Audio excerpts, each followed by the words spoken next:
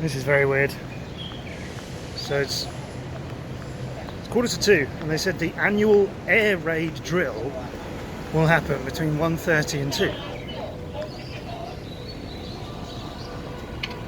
So there are lots of speakers that I hadn't noticed before at intersections and things, which are saying messages, and everybody has gone.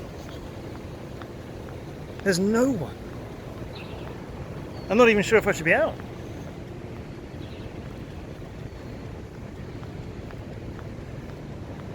There's a guard or two outside some buildings, but where did everybody go?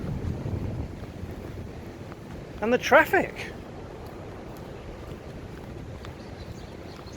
This is so... Oh, there's a man who's in the distance outside that building, and he's pointing. He was just pointing at me.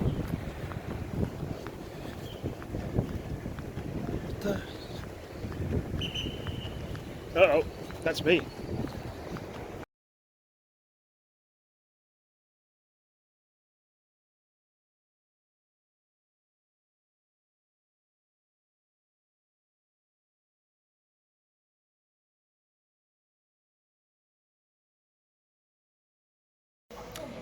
So I'm now inside, and I've been quarantined. This is a bank, and that's where that guard was, and he made me come indoors. So it's this area for half an hour is under lockdown for this air drill, because there's something in the area. The English of the person who was explaining it to me couldn't quite find what they were trying to tell me.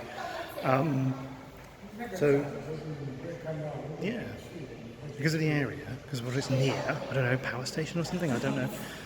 They're having an air drill, which I'd seen posters for in our hotel, but I thought it was like a fire drill, you know, they were going to test their alarms. And no, everybody has to be indoors now until 2 o'clock. That's bad, because I need to be somewhere. So I'm here with people. We're in lockdown.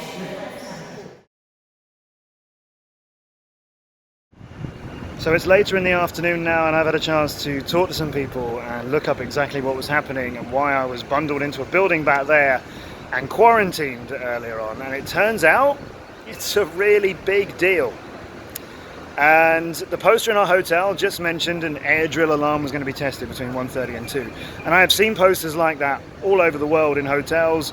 We're going to be testing our fire alarm between these hours. Don't worry, there isn't an actual fire. And this poster was mostly in Chinese, but a tiny bit of English just saying, being tested between 1:30 and 2. Didn't say that you have to go indoors, and it did not explain the scale of it either.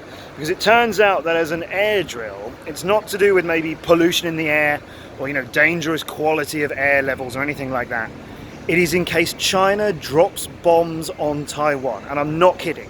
And it's genuinely what it is. It is a military-led test every single year, all over Taiwan, in case China ever attacks. And I don't know all the politics of this, but I did look into it a little bit before coming out here. And basically, China has always said that Taiwan is part of the People's Republic of China. And if Taiwan ever tries to become a fully independent country, China will attack it. So every year, they test in case China drops bombs. And I'm in a residential area. This is, businesses around, shops, the big exhibition center where I'm hosting the Zotac Cup Masters.